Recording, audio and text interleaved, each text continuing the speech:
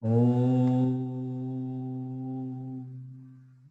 Sadashiva Samarambam Shankaracharya Madhyamam Asmadacharya Paryantam Vande Guru Paramparam Ishvaro Guratmeti Murti Veda Vibhagine Vyomabda Vyapta Dehaya Dakshinamurtaye Namaha Sava Vedanta Sedanta Gocharam Tamagocharam Govindam Paramananta Satguru Pranatosh Maham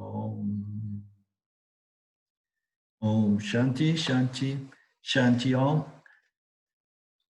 Namaste. And now we begin from the verse 46. So we began the discrimination. The verse 45 began the unfoldment of how to discriminate the self from the not self. And that brings us into the subject of the five koshas. So we begin by discriminating the self from one of the koshas. And of course, we begin by discriminating the self from the most dense, the grosser of all the koshas,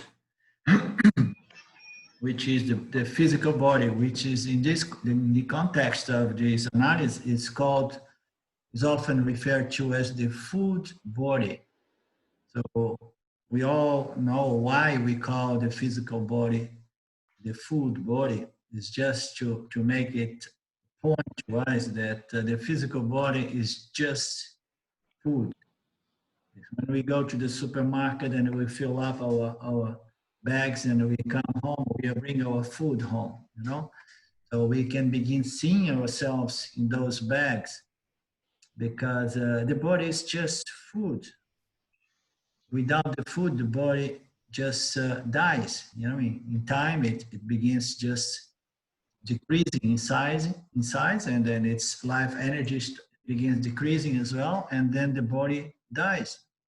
So it needs to be fed with food. It's maintained by food and food alone. It grows through the food of the mother. You know, when it's in the belly of the mother, in the womb, it grows because the mother has to eat almost twice.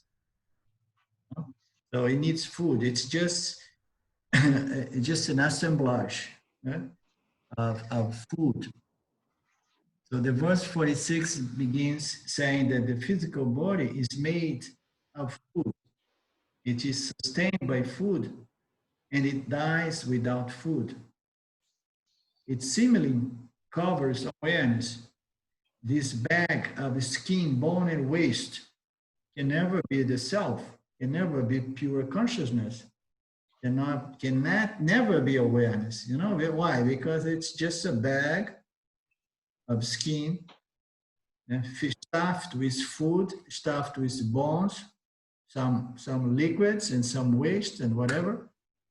So how can we identify this bag of bones, food, and waste as the self is a miracle that only Maya can explain, because there is nothing about consciousness in a package stuffed with food. Although everything is consciousness, as we know, consciousness is built into the intelligence of everything that exists in the universe, including our food in this planet. You know, it's all provided by the intelligence of the Lord Ishvara. Ishvara just brings about the elements, and then it just multiplies it in a multitude of other objects, and some of them are objects that we eat so that we can keep our body, and through the body we can experience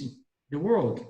But as we know, the body is just food and food alone. It's a bag of skin, bone, and waste. Never, it can never be. And then it says it similarly covers awareness. So how can this body veil or cover or deceive awareness to the degree that consciousness, you know, takes the body to be itself? You know? So the idea of veiling or covering is a little bit misleading because it gives the impression that the body is something so great, you know, that can contain consciousness and can even conceal consciousness or cover consciousness or hide consciousness. So it's totally twisted because the body is just a small little thing, an object that occurs in awareness, pervaded by awareness, projected by Maya through the power of awareness, you know, and so on.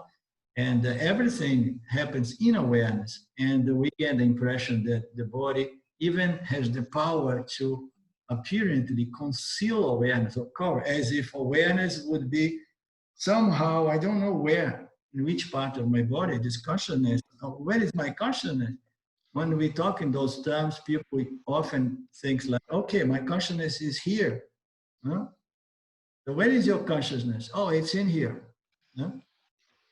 So, but still, I mean, the only reason maybe we tend to believe that consciousness is here because in the head we have the most important of our sense organs are in our head. We perceive the world through the eyes, we hear, we taste, we smell, and the mind somehow integrates everything, and we experience through this window, these doors, and we have the impression that consciousness is in here.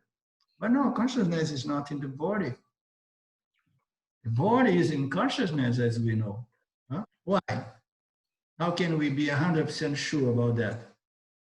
Because it can be objectified by me, consciousness. I witness the body. The body has no power to witness me. So therefore, I can never come out of the body. The body can come out of me, of course, because it's built, it's created by consciousness alone. Like everything is only consciousness. You know? We have all these notions, and why we stress this, that the physical body, this pranamaya kosha, hides the self, hides consciousness. Why we emphasize it? Because we experience it. It's so tough, this one, you know. I mean, it's so easy to objectify the body and see that no, it cannot be me because I am this thing that's in the body, you know. Let's call it a thing, a mind or intellect or whatever. There is another principle that can witness the body and say like, okay, I see the body. So if I see the body, I cannot see the body.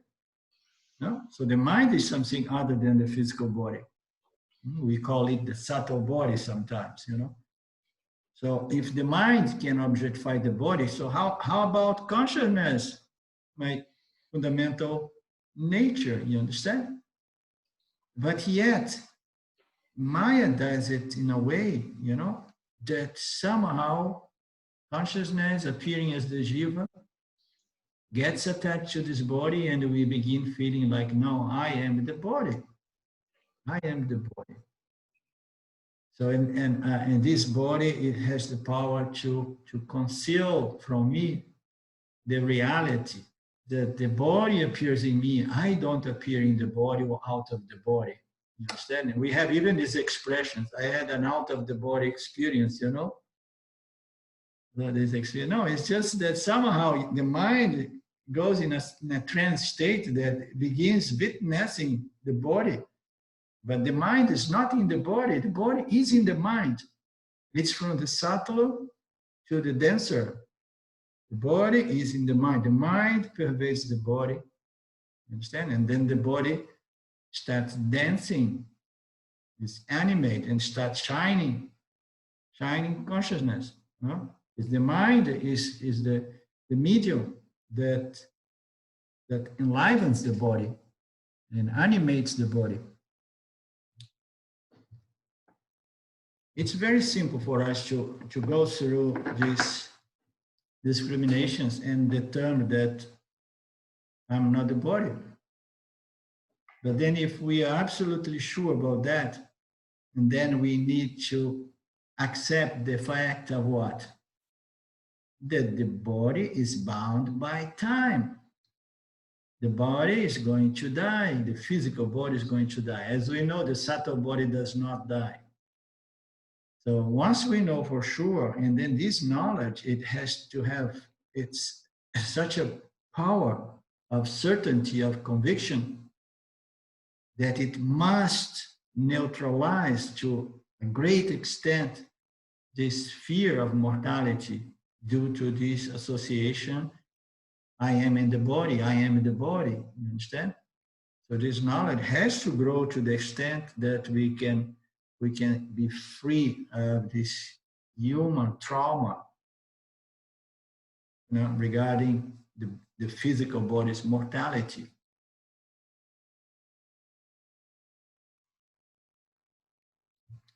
So the teacher begins to apply the discrimination, the famous Viveka, beginning with the first of the 5 cheats that we mistake for the self, the physical body. The first thing we must be clear about it is the composition of the body. So we need to determine, okay, if I'm so attached to this body, and then the first thing I have to look is like, what is this body? What is this body made of? This physical material body? What are its compositions? You know, which kind of parts, you know, is in there? You know, what composes this body?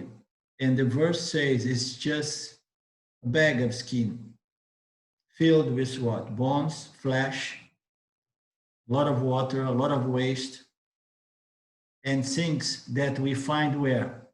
We find all over the place those constituents of our body. So the constituents of my body are not different from the constituents of Lion's body or Claudia's body. Or the cat, you know, Lion's, it's a cat, yeah, Lion's cat. It's a different kind of bag, you know, it's a little more fairy kind of bag, but with the same sort of constituents. So we are so attached to this body, but we need to look, okay, so what is this body made of? Huh? And then let's look, okay, so what is the difference between the constituents of my body and the constituents of the body of Mark? It's the same thing. So it begins by defining clearly what is the composition of the body. It is, in a word, food. So in the Vivekachudamani, it makes it a point that the body is called a food body. So just as an effort to help us to break this identification. So it's just food. How do I know that? Because I have to bring food in every day, 2-3 times a day, some people 4 times, 4-5 times. You know, if I stop bringing food, the body starts just disappearing. Huh? So it's food. We need to, you know, understand that it's just supermarket stuff. We eat things, and those things then become the various components of our body through the process of digestion and assimilation. If we do not eat, the body starts disappearing and die. Much of what we eat, we eliminate in one end, out or the other. In one end and out the other. So we eat and we eliminate. How can such a stuff, this bag, be mistaken for the self, consciousness? This is a mystery. This is a mystery. This association with consciousness, our true nature, with the body and the mind, and this misidentification is something inherent in this manifestation. And my take is that Maya somehow had to produce this identification Otherwise, we would not have the most basic instinct, which is called the survival instinct to survive.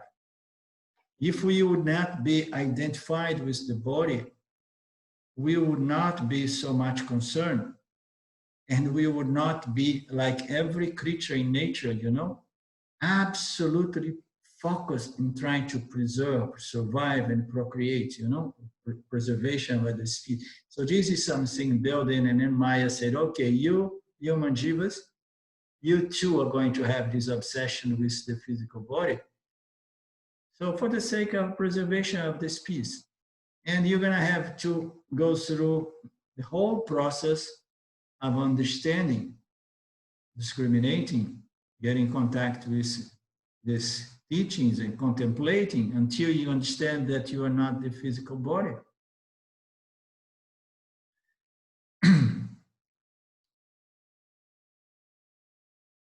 So how can just this bag of food be mistaken for consciousness?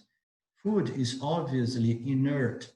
It has no awareness, has no consciousness. So inert thing is something that has no subtle body, does not shine with consciousness. So when food is beautiful, everything is alive in the universe when we really look.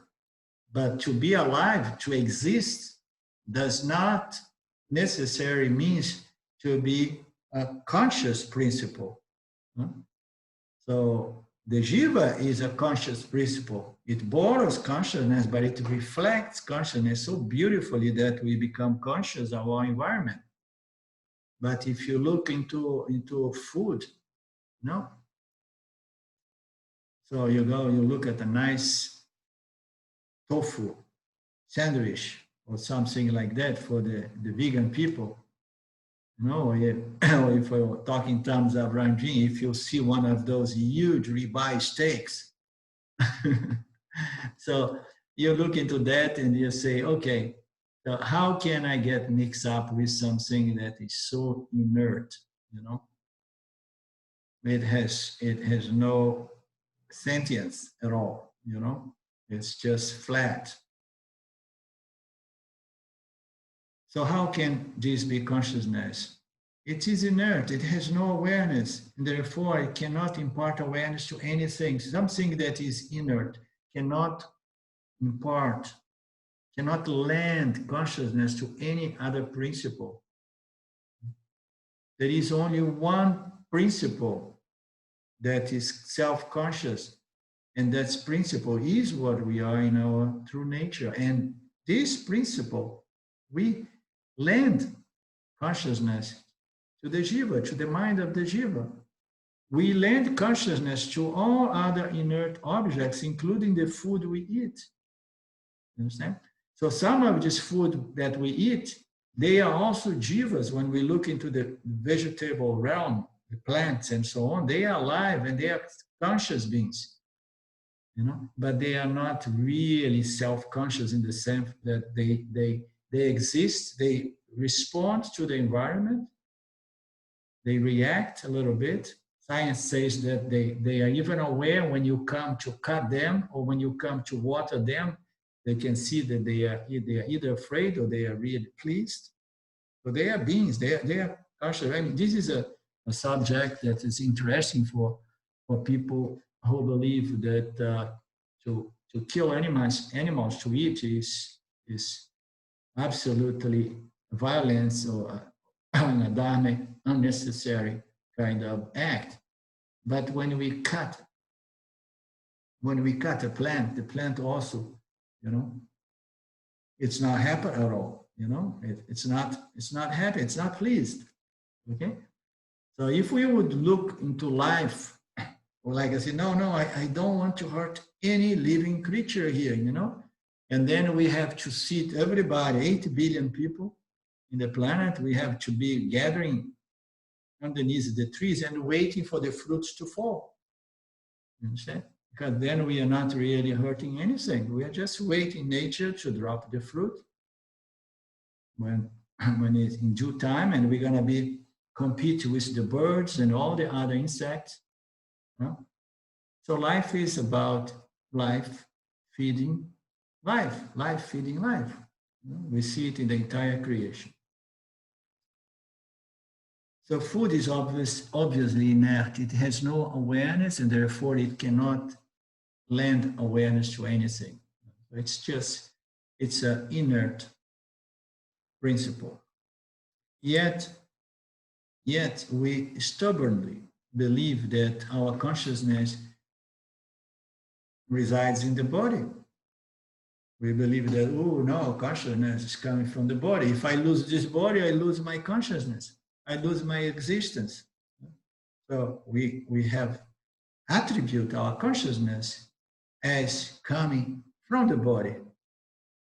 And then I think, if I lose the body, what happened to me? I lose my conscious existence. Why? Because the mind is only becomes an experiencing knowing entity in association with the body. And then the mind tells us, no, without the body, I'm nobody. Without the body, I'm not experiencing knowing anything. I cannot work my karma. I cannot grow. I cannot enjoy myself. I cannot learn. Cannot experience. The mind knows that. And it's a fact.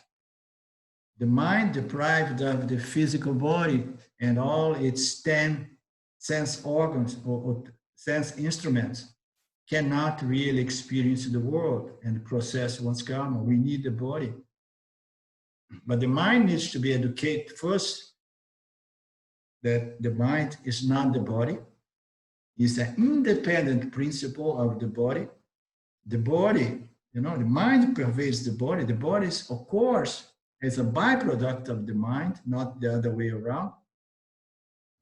And that the body is just a vest, an instrument, a medium, a vehicle, so that I can transact in the world. But I, as the mind, even as the mind, I don't die when the physical body dies. The physical body is bound by time, but mind is not bound by time. That's why in India, people live happily, because somehow this knowledge, this understanding that the soul does not die, it impregnates their culture there. They know that. They are born with that knowledge in their causal body that, okay, it's just another passage here, understand? And life goes on. So they take it easy. Birth, life, and death. So how about consciousness?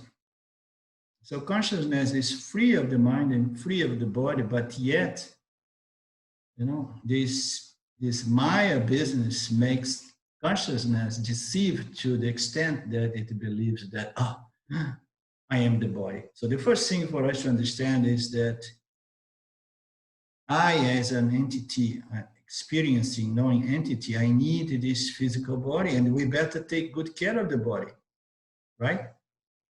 We should eat good food, not too much, not too little. Moderation is the key.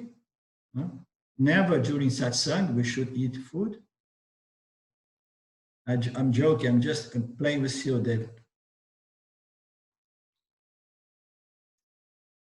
So we need to understand that I need the body just to transact.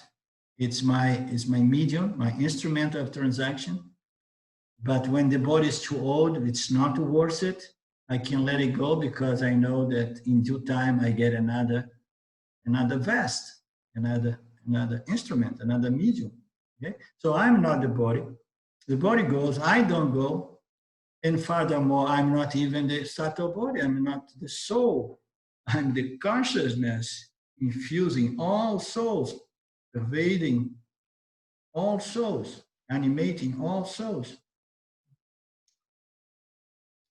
Yet we stubbornly believe that our consciousness resides in the body. It is perhaps the most difficult illusion to overcome. We can very quickly see the absurdity of our assumption, but we cannot very quickly put it to final rest. It is so deeply rooted into our bones, so to speak. This ignorance is so old. It's beginningless. When we say that ignorance is beginningless, it's a fact. This whole universe is born out of this fundamental ignorance. You understand? And we are born into it, and this ignorance has been with us from who knows, God knows from when. From the time of the first intelligent beings on this planet and living the caves on the trees and so on. And this identification with the body as the body has been there. So no wonder, even when we know it for sure, still we have those moments that we still fall for it, you know.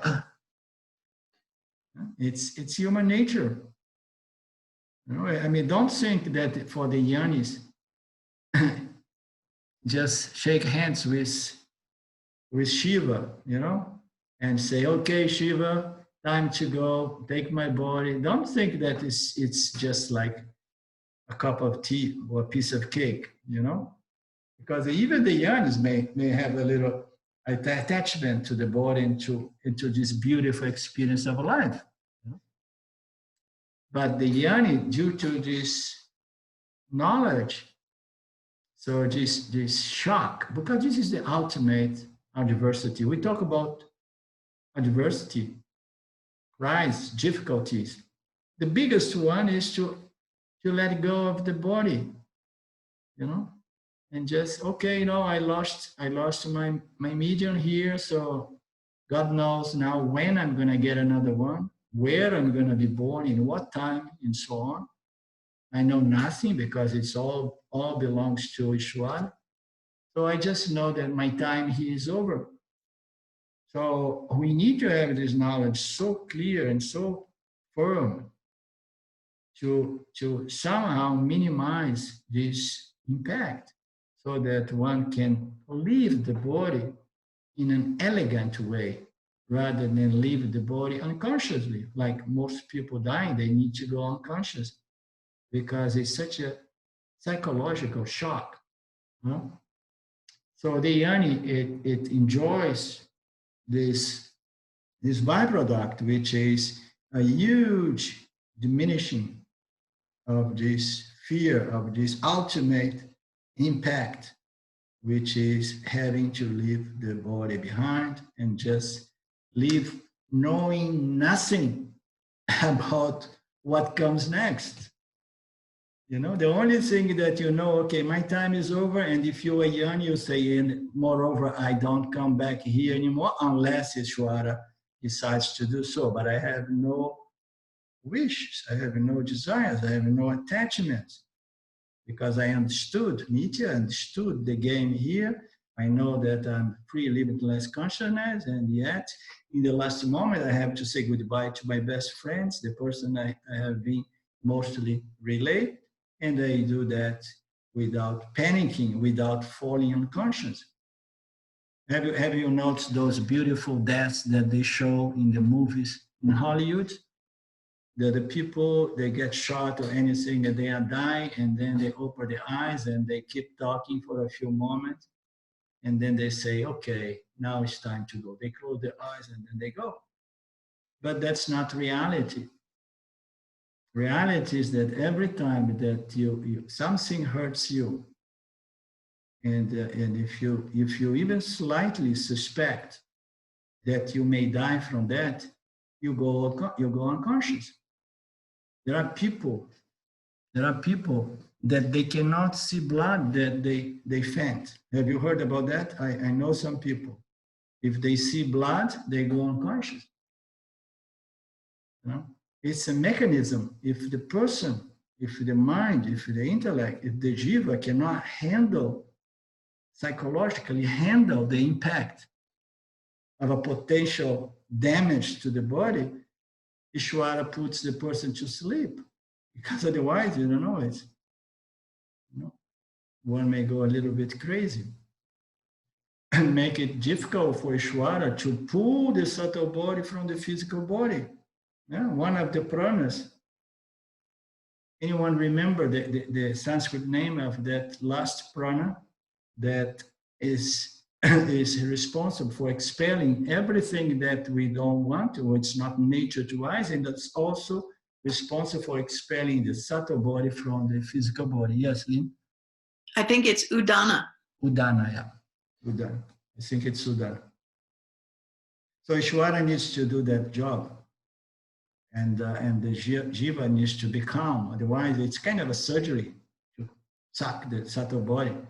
So if the physical body and the mind is all freaked out with attachment, no, I don't want to go, no. And then Ishwara has a hard time, and then he has to give an injection and put everybody to sleep, the body, the subtle body. And then, okay, now I can do my surgery. So people do not die usually beautifully like we see in Hollywood. Are you guys enjoying this conversation about death of the physical body? Because I think that David is not really having a good time with this conversation. We're gonna die, the body's gonna die. We don't die, the body's gonna die. The practice of discrimination must begin with the analysis of the body, the grossest of the sheets that we confuse with the self. And such analysis must be repeated until the body illusion loosens its hold, until the body, this I am the body, start loosening its hold on us, hold, until it falls away. If not 100%, at least 70%, 60%, 80%, you understand? So that we can regroup ourselves when Shiva comes, and then we say, okay, Lord, it's my moment. So I'm so pleased. I'm so blessed out. So let me take the last look here, And then I take my last look and I hold hands with Shiva and say, let's go into the unknown. So we need to have this knowledge so firm so that this I am the body illusion loosens up its holds on us, This illusion is so deeply rooted and possesses such a great resilience that we may at times doubt we will ever succeed in getting rid ourselves of this illusion. Isn't it the case?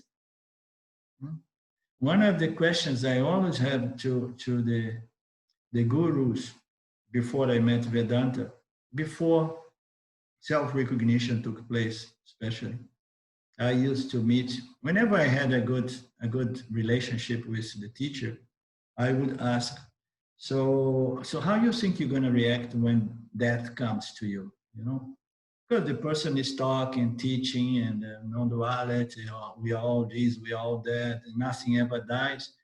And whenever I could, I would ask how you believe you're going to react when your time comes. Some people would answer different. The last person I asked say, well, this is theoretical. I don't know. I don't like to say. When my time comes, only then I will know, But people around me will know how I react.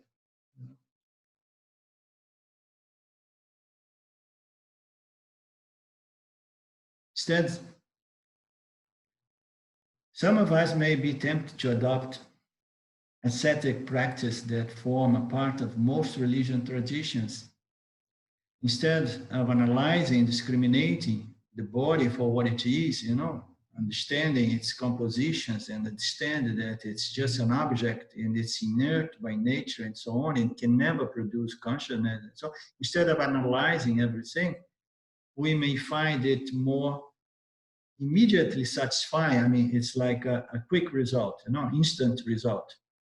We may find it a more immediate, satisfying result to begin a regimen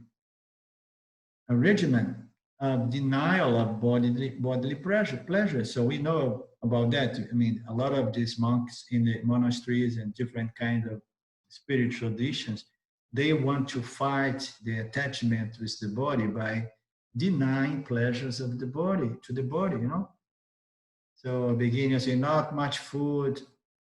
Sex, the word sex cannot even come as a thought in one's mind, No pleasure of that nature. That is too good of a pleasure, Almost no food, no pleasure, no this, no that.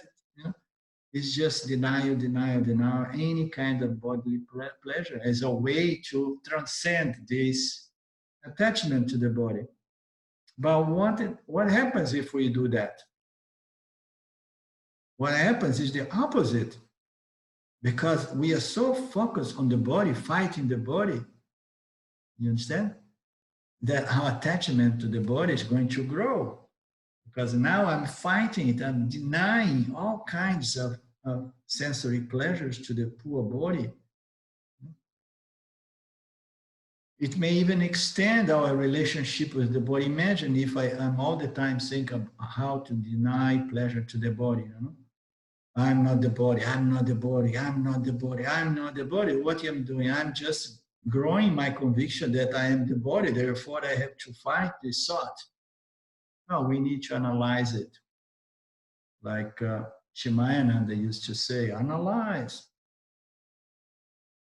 So this approach offers us what appears to be quantifiable progress, but it actually tends to reinforce our identification with the body by making it the focus of our practice. We are focused on, beating up the body, neglecting the body, denying pleasures to the body, etc. Religious asceticism generally tries to free the spirit, which it usually conceives as the subtle body. We want to free the subtle body from the physical body, the flesh. And we believe that by doing this practice, we are going to free the soul, we are freeing the spirit. It's believed that fasting food, fasting sex, and even the infliction of pain, even pain, will force bodily desires into submission. Yeah, but this is all perversion. It does not work. Understanding is everything.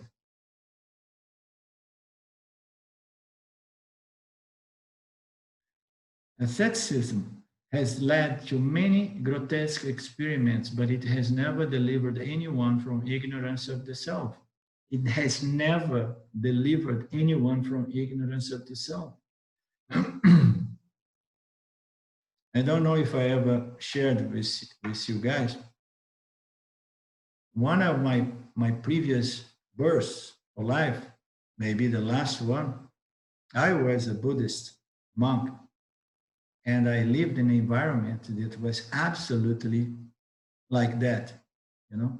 It was just denial of bodily sensory pleasures. And in that environment, I have believed that the opposite sex, the women, were the gates of hell. Understand? I was, in my days with Osho Rajneesh, I did a lot of work and then these things start coming up. And with the help of a psychic woman, I went into all these past lives experience, and I understood a lot of things about what was going on in this life. And why I came, why I was attracted to Osho Rajneesh, why I had to live that experience of so much possibilities of bodily and sexual pleasures around Rajneesh and so on, because I was suppressed in my previous life. So I thought that I could find a shortcut, and from there, if we suppress bodily pleasures, I could find my way to heaven directly. No, I had to come back and go through the whole process again, all this conflict. I understood my relationship with my mother. I understood everything through those flashes of my previous life as a suppressed Buddhist monk.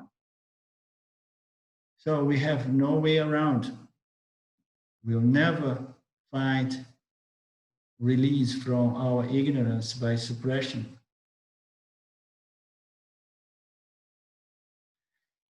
If we are not food, then manipulating the modifications of food that form the body can obviously have nothing to do with the self. Asceticism is an action-oriented program, attractive to the energetic ego, but it's simply irrelevant to any intelligent attempt to know the self. Of course not. But what is the connection between torturing the body and knowing that you are free, limitless, unconcerned awareness, consciousness. There is no connection. I mean, it's not to say that we should just engage widely all sense pleasures. We know that even in the Vedas, in Vedanta, so the key word is moderation. You understand? Moderation. We need to control our vasanas, our mind, our desires, and then controlling the mind, controlling the thoughts, controlling these desires, and then we begin controlling the sense organs that want to go for those pleasures, you know. So we want to do this work as the only means to prepare the mind for self-knowledge. So, but we can never get any result by suppressing. And it does not mean that we should indulge into bodily pleasures, you know, like anything. It's true that gross indulgence, now it's touching this subject. It's true that gross indulgence of bodily pleasure makes self-inquiry impossible. That was the thing with Osho Rajneesh. Have you heard of Osho Rajneesh, Luciana? Okay. So it was my first guru. And with Osho Rajneesh, we were invited to enjoy life as intensely as possible. You know, the whole idea is that just, you know, whatever you desire, don't suppress. You have been suppressing long enough. Just go for it until you knock yourself out, until you're just tired of it, you know. So it sounds so good to us. So all these suppressed people coming from this kind of Christian Catholic backgrounds and other churches and so on, all the hips of the 70s and so on, were attracted to Osho Rajneesh, and we had a great time. But what happens with all of that? So the vasana for all those pleasures did grow, because we did enjoy sense pleasure without any moderation, without any investigation or discrimination or understanding. You understand? And then one day, later on, mid-80s or so, and then Osho Rajneesh says, enough. He never gave us any teach. Enough. So it's enough of all these things, you know. Now you have to control and you have to meditate, you know. And then he told us, so now I want you guys find one partner and stay only with one partner. You only can make love to your partner. Something like that. He came, you know, with a new device, a new orientation, you know. Now one partner now. Now no more playing around. You did play around for 10 years and so on. No, you just grow in your vasana for bodily pleasures. As it increases our tendency to forget our nature, yes, and misidentify with objects. So a commitment to Vedanta necessarily involves a diminution of such indulgence in sense pleasure. It does involve, but that is far from oppression, which is accomplished, but not by force of will, although will play its role as well. As we know, willpower is important, but willpower alone is perversion, is suppression, is repression, and it never really brings about the result, the desired result, which is getting over with it, transcending it, you know, understand it, or no longer being, you know, forced or governed by those vasanas. A commitment to Vedanta necessarily involves a diminution of such indulgence, which is accomplished not by force of will, although will is important, but will associate with understanding. This is the alliance. Willpower and understanding. You understand? Understanding alone sometimes is not enough. Willpower alone is never enough. But when you have willpower and understanding in a nice, beautiful alliance, and then we can really accomplish so much. It is the light of discrimination, not the lash of discipline that will free us from bodily attachment. So discipline, I'm presenting this commentary slightly different because I value discipline, and the Vedas and Vedanta value discipline as well. Okay, here it's present, say it's not the lash of discipline, it's not a discipline which is more like a form of oppression, but a moderate, intelligent discipline, a discipline backed up by knowledge, understanding that you need to discipline your sense organs and your thoughts and your mind. You know, it's a partnership between discipline and knowledge. Knowledge has to be there backing up our willpower so that we can live a disciplined life in every sense.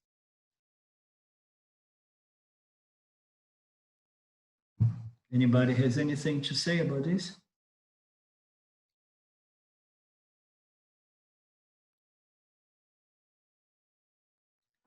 Verse 47, the physical body is an object of perception,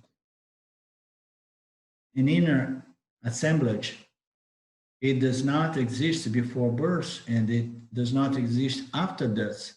It gains new attributes every moment, making its nature uncertain. How can this body be the self, that which knows its modifications? So now we analyze, we are looking at the body from the standpoint of time, no? Because it did not exist before the birth, it does not exist after death, it appears to exist in between. So how can this physical body, this transient phenomenon, this bag of food that can be seen clearly by every one of us, even by our own minds, by our own subtle bodies, can be seen as an object? So it is an object, clearly. If we see something, we say that anything that can be objectified is an object. It's an object of knowledge, an object of experience. Okay, and if I experience, if I see it, I witness something. If I see this one, a cat, it means to say that there are two principles here, the seer and the seen. Huh? So if I see something, what I see can only be something other than the seer. You understand that, Luciana? Okay. So the body clearly is an object. We have no doubt about that. And it changes attributes from moment to moment. Because, it feels like that. Now it's tired. Now it's bloated. Now it's like this. Oh my God, it's much older now. It gets fat. It shrinks again. It sometimes comes close to a situation that, oh my God, maybe now the body is going to die. I have a kind of two physical crisis in my life that, for a moment I say, okay, maybe now I'm going down. There is no way to come up, but somehow they go up, they go down, come up again. Sometimes there is another physical crisis. You understand? So it goes through all these changes. It's not stable. It does not remain the same thing.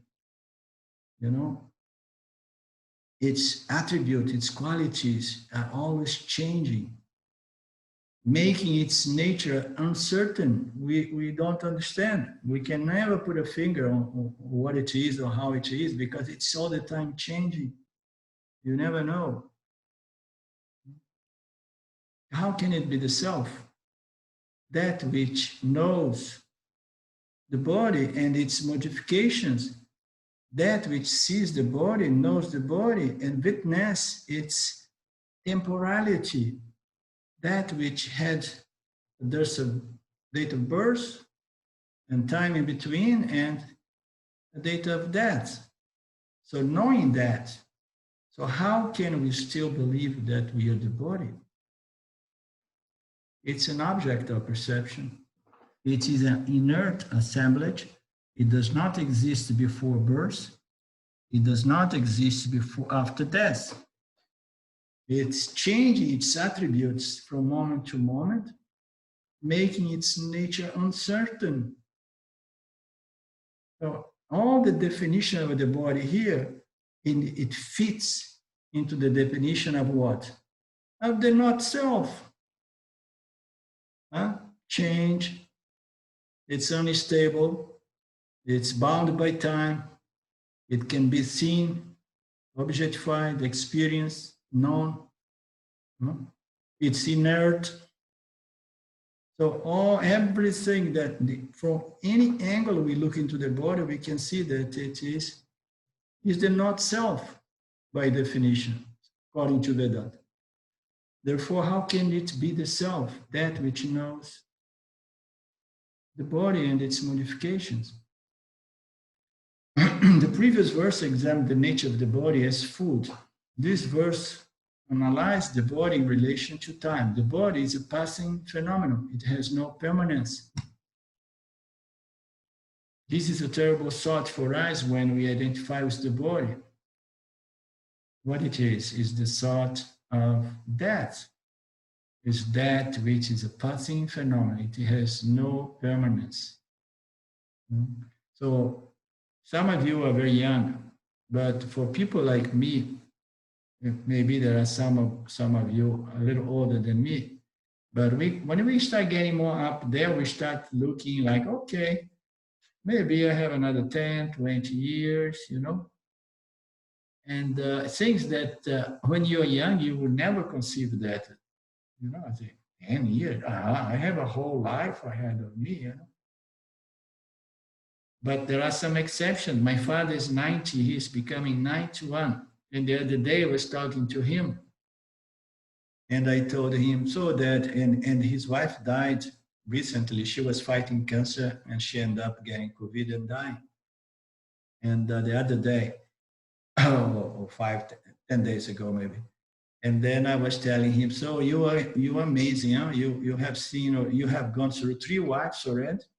And you were there, 91, and you're still like an Iron Man, And then I want to make a compliment to him, and I said, so I think that you may reach 95, Pai. So you may get there, Father, 95 years old. He looked at me and said, well, I believe that I will get to 100 because I feel so good.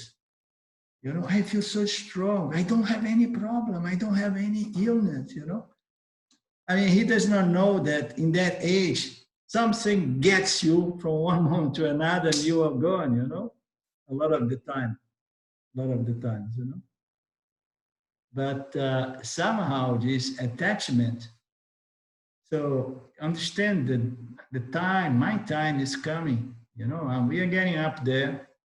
This is a passing phenomenon. This is a medium by which I experience the world.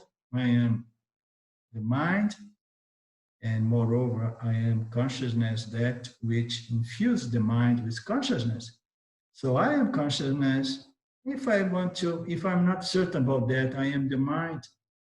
The mind is what enlivens the body. I remain, the body goes, and I will make another body. This gives us already great consolation. You understand? Otherwise, we're going to feel the body is going to go, and then I'm gone. And then this sort of death can be paralyzed, can be terrible, can be, traumatizing for people. And death of the body, we know, is certain to occur. It can happen at any time in any number of unexpected ways. This is also very nice. Because my father said, oh, no, I'm so strong. I don't have any illness and this and that. So I'm going for 100. But you never know. There is a story about someone who was a devotee. I don't remember very well the details, but it was one of these great bhaktas from India. And he was very much related to Shiva and some other deities. And then he did so much pujas, and his pujas, he was putting up a list of things, oh Lord, and I want you to protect me, and I want to protect. And then he said, okay, so what kind of protection you want? He said, okay, I should not be eaten. I should not be died by any car accident. I should not be died, killed by any animal. He started making a huge list. He thought that he covered all possibilities one could die. He made all this agreement with the Lord, you know. I'm your good devotee, and so please concede this to me. But of course, there were some loopholes left. And then when his time came, Shiva went there and took him. Because how can you know? There are so many unexpected ways, you know. It can happen anytime in any number of unexpected ways. The only way we can escape the fear of death is to realize that we are not the body. So it's the only way we can cope with the fact that the body will go in an elegant, wise manner is by breaking this identification with the body as the body. This is the only way to experience immortality. Drinking the nectar of immortality is not a substance, alchemic substance that you can find somewhere in some corner of the world. No, the nectar of immortality is self-knowledge. It's a hard and fast, firm self-knowledge. So you can only transcend the death of the body if you get self-knowledge. If you know that you are not the body. We were never born, we never die. This is difficult to accept. It contradicts the habitual notion that we are individual packs of flesh and body, waiting our inevitable extinction. So nobody really holds that sort of, okay, I'm awaiting my inevitable. No, the sort of death is something that we live in absolute denial. As I was saying, it's only later on a later age that we start making peace with the fact of our mortality, which is the only certain thing in life, you know. Everything else is uncertain. The only thing certain is that I was born and I will die, because anything that's born must die. The only certain thing. So we don't really like to think about that. We try to avoid that thought. In fact, the thought of death of the body is something that is a taboo. It's a myth. You cannot talk about that anywhere.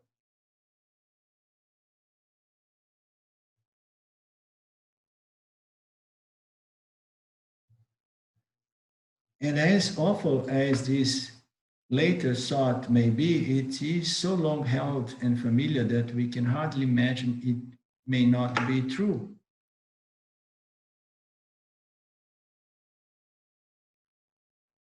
And as awful as this later thought may be, it is so long held and familiar that we can hardly imagine it may not be true. I think it's the thought I am the body, right?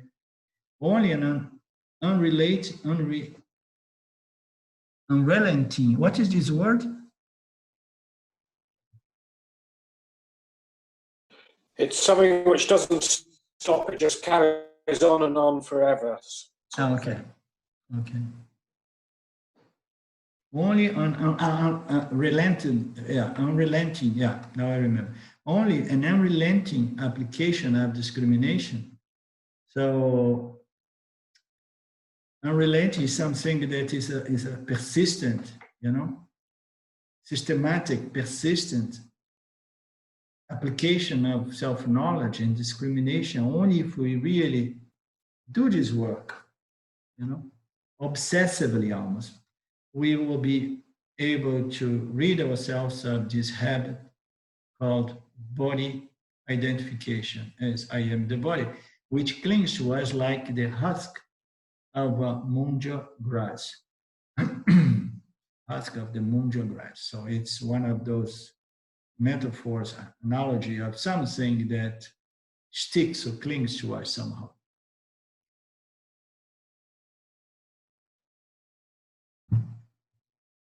So what it says that this bodily identification is the fundamental ignorance. So I have speculate my take about why it is that way, and only self-knowledge can help us. And this self-knowledge needs to be,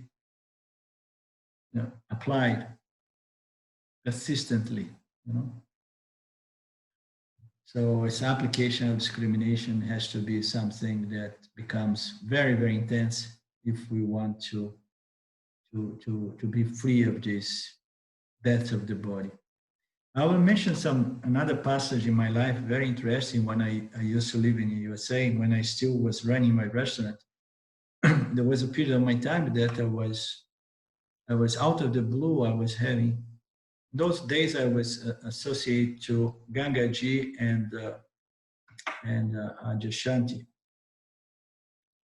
There was a period that every night, very often in the night, I would dream that I was dying. And it was not just a dream. It was, I was experiencing, I was getting in contact with the fact that I was going to die. We're talking about 15 years ago. So I was relatively young. And I was having that experience, of facing my mortality, and knowing for certain that I'm going to die. I would wake up in the night like that, and I would say, oh my God, what's going on here?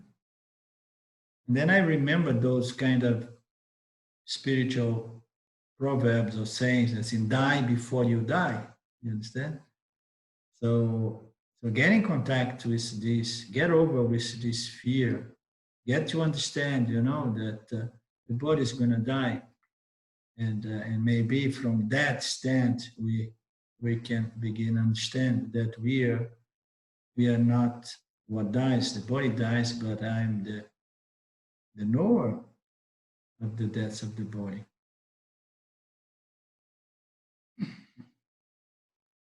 To speak of the body requires that we ignore the fact that even the term body does not denote any coherent single entity.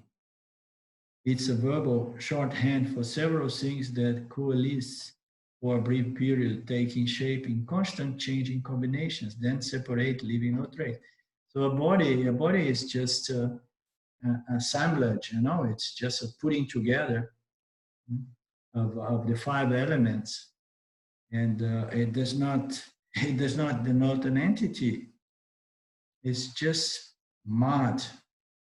Like Ramana Maharaj, when they were trying to save him from cancer, they were bringing a lot of these Ayurvedic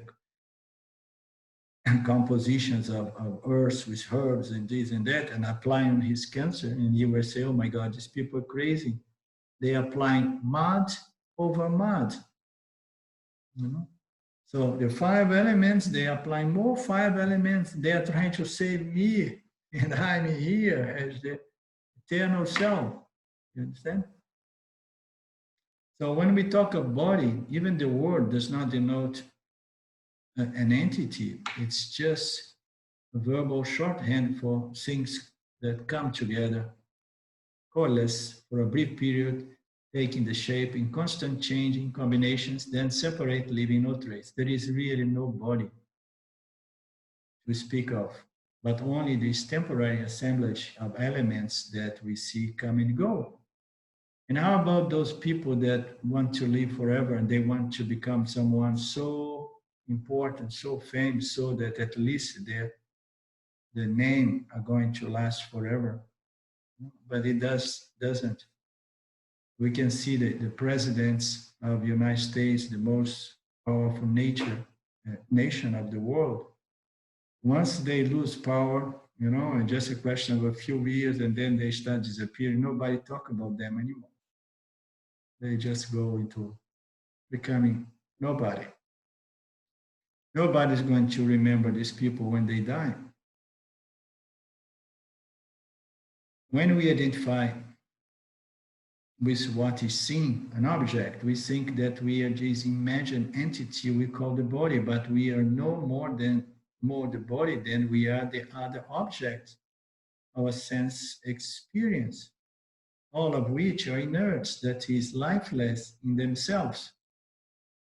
So if I call this body my body, so I could as well call the body of Mark my body as well, because what is the difference? It's just mud.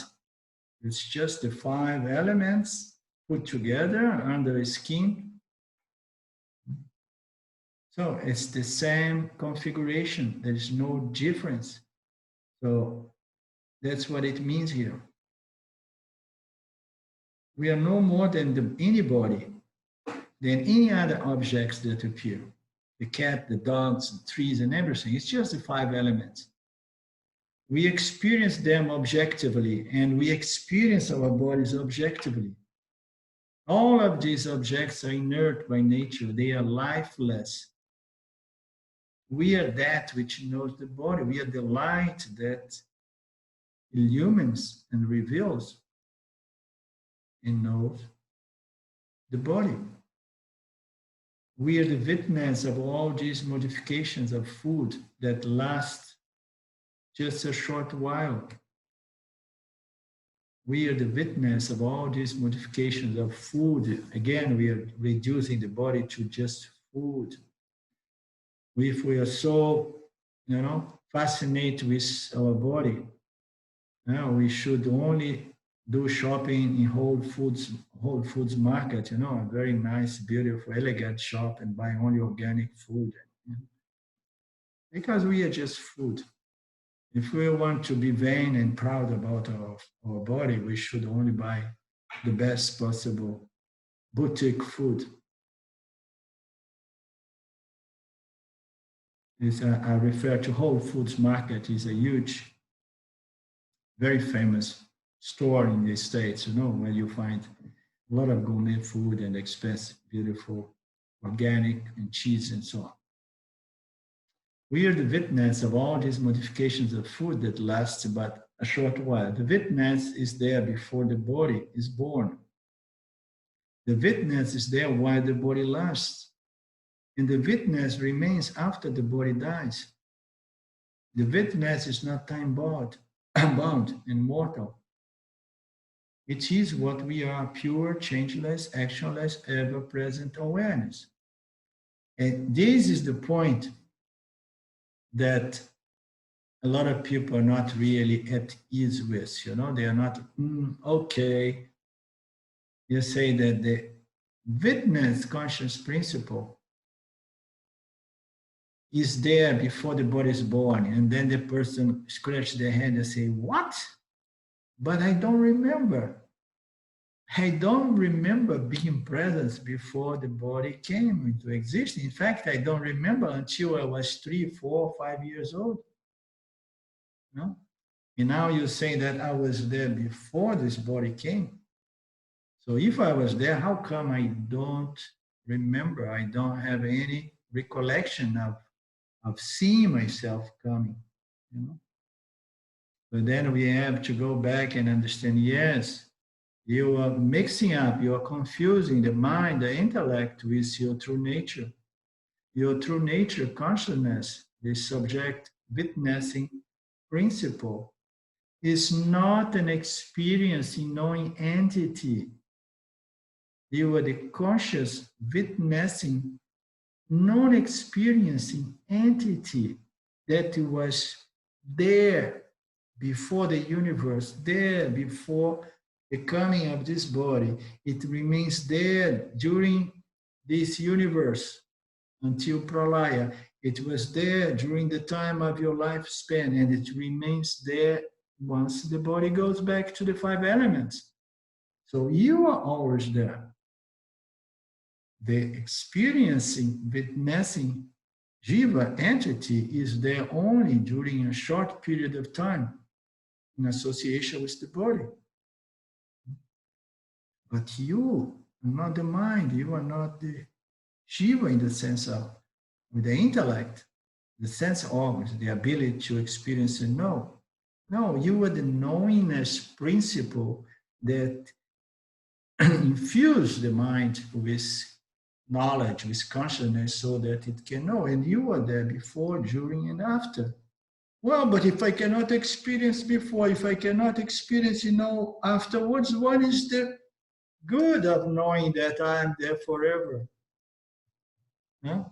And that's where some people have a hard time, because the attachment to the jiva as the experience entity is so big that say, no, I cannot believe that I am after the body goes.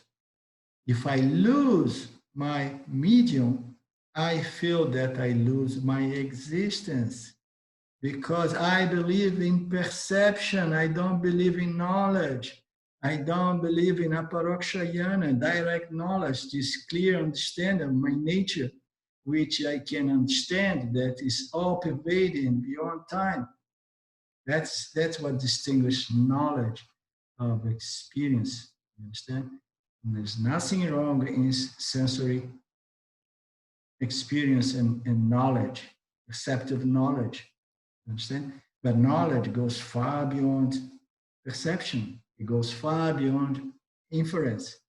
It goes to what we call direct knowledge, self-knowledge, the knowledge about that subject, conscious existence, non-experience principle that exists beyond time, beyond space. And these knowledges, we can free us to know, what is the big deal? You understand? There are so many mediums. Oh, but then, if my body goes, I cannot experience anymore. What? I will continue experience through all the jivas in this planet and beyond this planet, who knows? I will begin shine. I will carry on shine. Oh, but I'm not going to know that I am me, I'm me. Oh my God, why you want to get rid of this limiting thought that I am this body, and to fall again for the same delusion that I am this body, I am that body? No, take it easy. Just know that you are the conscious substratum that shines in the mind of all jivas. If they want to, if they need to live under the spell of ignorance for a certain time, let it be. But know that you are the ocean. No, you are like space. You are free. So you don't need to be tied to any body anymore. So only then we can understand this statement. The witness is there before the body is born, is there while the body lasts, and it remains there after the body dies. That's the only freedom there is. I think some of you probably heard me telling this story. When Osho Rajneesh, my first guru, when he left the body, before he left the body, he had some conversation with a few people around him, a little dialogue, and some people began crying.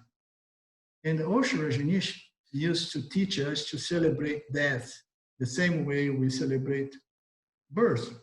He used to say life and death is just like a change of a vestment, it's just like two signs of the same phenomenon. Okay, so we used to make big parties when anybody would die in the ashram. And then time came that he was about to leave the body, and then he was having this conversation with a few of his close devotees, and some of them started crying. And he says, come on, I have been teaching you to celebrate death, and how you're going to disappoint me? You're going to start crying like that? So, and then he started giving instructions on what to do with his body, and what kind of dress to put, and how to burn his body, what parts to do, what kind of food to cook for dinner.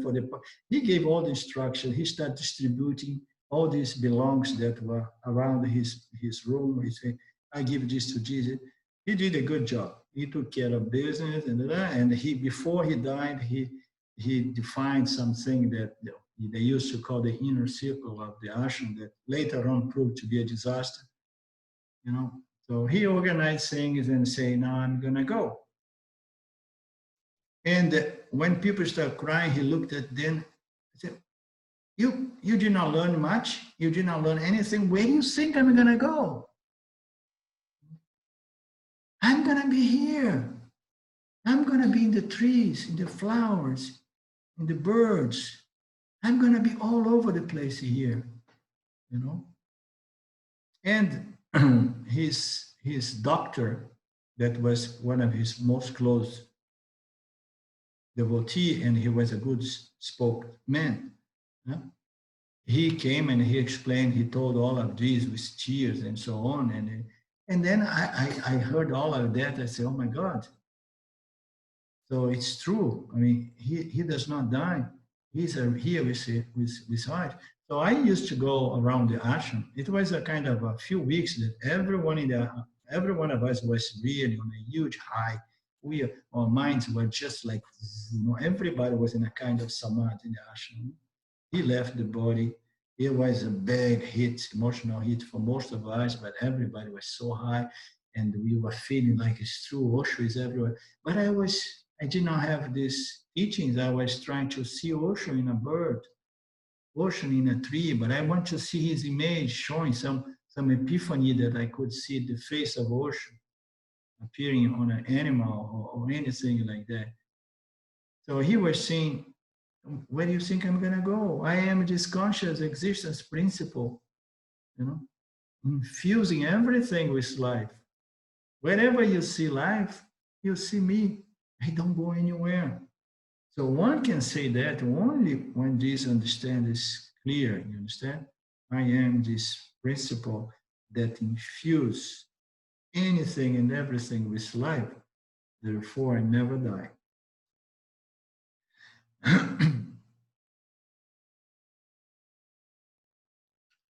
We are the witness of all these modifications of food that lasts but a short while. The witness is there before, after, during, and after. It's not time-bound. It's not mortal. It is what we are, pure, changeless, actionless, ever-present awareness, consciousness.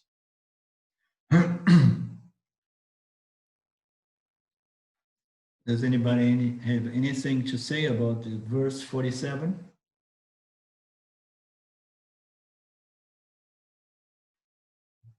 Any questions, any complaints? Many years ago, Arlindo, I had a near-death experience. And during that, I became absolutely aware that I wasn't the body. I could see the body lying on the bed, dead or unconscious or whatever, and I was way up above the body. And since then, I've not had doubt about that I'm not the body, and I have no fear of death. So, you know, a close to death experience can take away that fear. Yeah, you're very lucky. Because actually, it was such a nice experience and such a peaceful experience that I was actually really disappointed to come back to the body. I didn't want to come back to the body. Yeah. At that moment of time, I would have rather died than come back. But, you know, that wasn't the plan of Ishvara. Yeah, it was not your time. Yeah, we hear many stories like that. No. And my take is that it may be it is a blessing to have that experience. We are not hearing you. Your signal is terrible. Well, it was actually that experience which started me on the spiritual path, because then I knew that there was an afterlife. There was more. It continued. It didn't end at that moment. So that started me searching. Very nice. Very nice.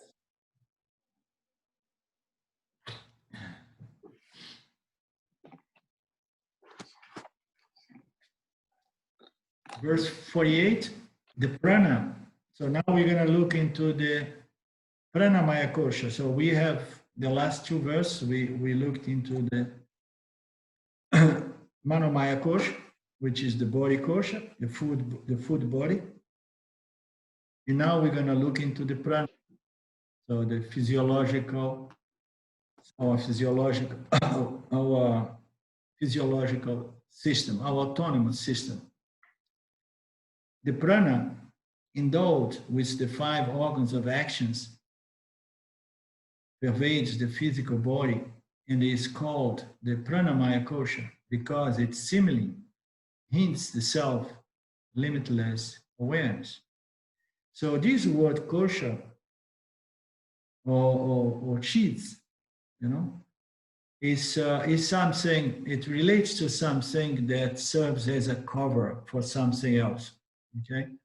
So each one of these koshas, the body, the food body, and then the prana system, and then the intellect, the mind, the intellect, all these different levels of our human experience, they are seen in this perspective as a cover, something that would apparent seemingly covers the self because it somehow it deceives us to believe that the self is that kind of experience, the experience I am the physical body. And now we're going to analyze in this mistaken assumption that I am my vital air. I am this this air of life, The prana, endowed with the 5 organs of action. So the prana, this when we look into our chart, the chart that James has created. So in the subtle body down here, in between the physical body and the subtle body, we have the 5 prana system, the physiological system. And it appears as in between the physical body and the subtle body. But actually, it belongs to subtle body. The subtle body, it has the pranas, and it has the 10 sense organs. The 10 sense organs, the organs of actions and the organs of reception, they all belong, and they are activated by the pranamaya kosha. That's why it says the prana, endowed with the 5 organs of actions. Actually, this prana is mostly related to the organs of actions because it requires, it's very much rajasic. The prana is the constitution of this intelligent, vital air is mostly rajaguna. It needs a lot of rajas, you understand?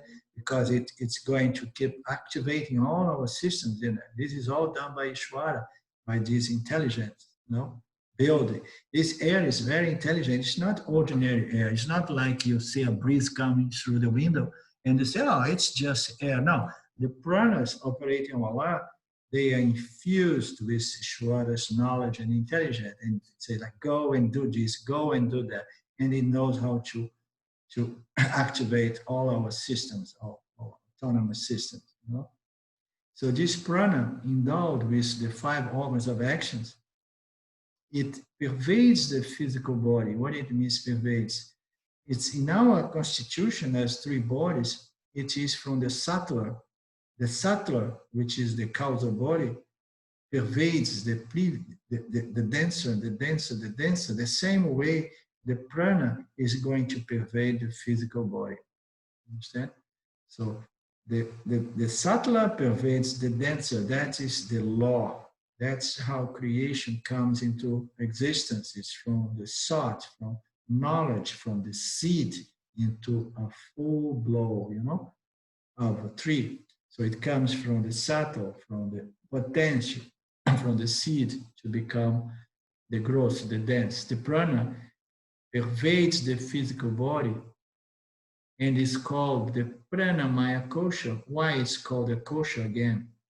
Because it seemingly, it hides the self, limitless consciousness. It hides in the sense that this conscious existence principle that shines in our minds apparently forgets its limitless free nature and identifies with the pranas, with the vital air.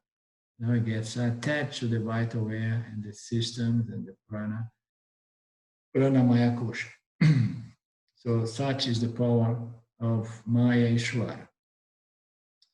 The body is an assemblage of elements made of food.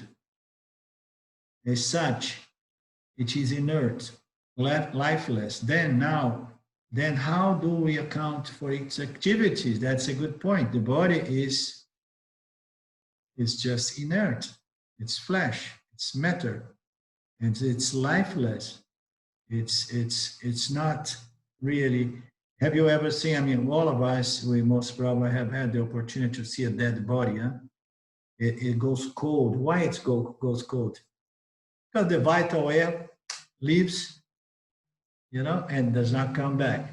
The vital air is that keeps the whole system activate and the temperature of the body rise.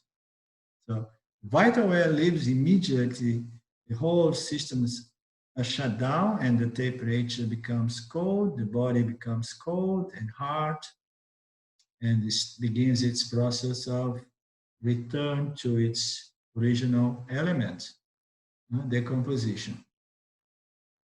It is inert, it's lifeless. Then how we do account for its activities?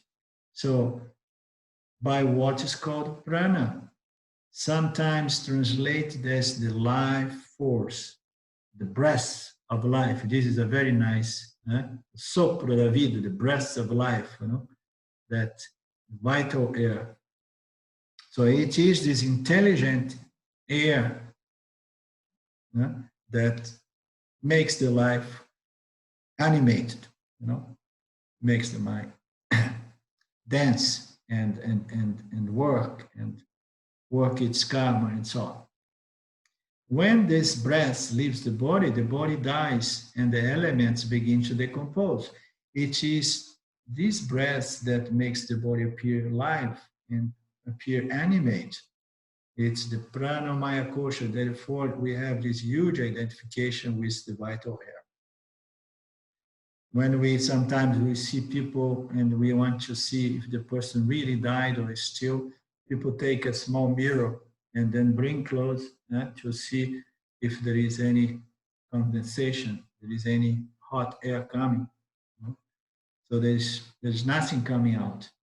And then the body is said to be dead and begins to decompose. It is the breath that makes the body appear alive and to move. It is responsible for all the involuntary activities. So all these physiological systems that they have without any effort on our side, we don't need to know how to circulate our blood, regulate our temperature, and the pressures and anything, digestion, anything, respiration, everything is done by Ishvara. And it's better we don't mess up with it. We just leave it to Ishvara.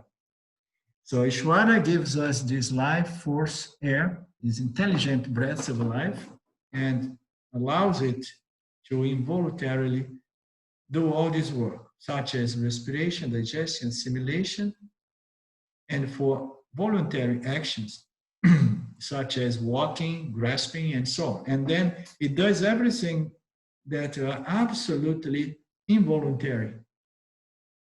Okay? So we never need to know how to digest our food, right? So, but there are certain things that I need to do it myself. I need to learn how to walk. I need to learn how to do things. In all of these, I need this vital air because it's going to activate my my organs of actions. My organs of actions, my instruments of actions are going to be activated by this vital air. Prana is subtler than the gross elements that constitute the body. But guess what? Prana is still matter. It still is matter. It is a very subtle kind of matter called energy. Energy and matter are synonymous when we come to Vedanta. Matter is grossified energy, and energy is subtle matter. Okay, so but it's only one phenomenon. We could call energy / matter, depending from our perceptive organs. We're going to perceive it somehow as energies or as physical material matter. Okay, this is a very nice subject. I love to talk about that, but it's already 9:33. So does anybody have a question? Dave has already left because he's the one more in a hurry. Shall we call it for today? Okay. So I hope that we are all fully satisfied by the good news that we are not the physical body. Nobody should feel offended. Nobody should feel frightened. We should feel happy and free of this ignorance that oh, I am the body and therefore I'm going to die because the body dies. No. So that's the purpose of this discrimination, right?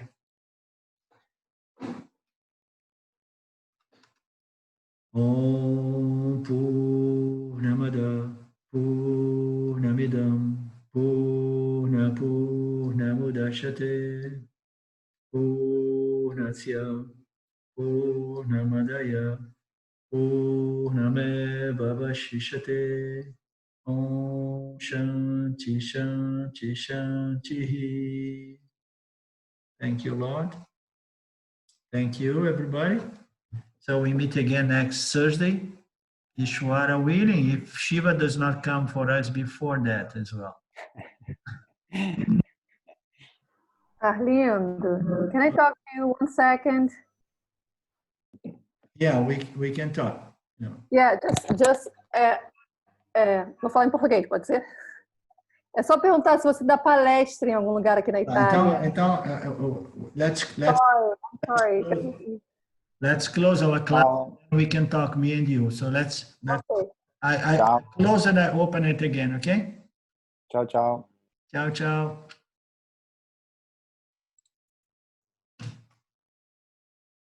I'm going to end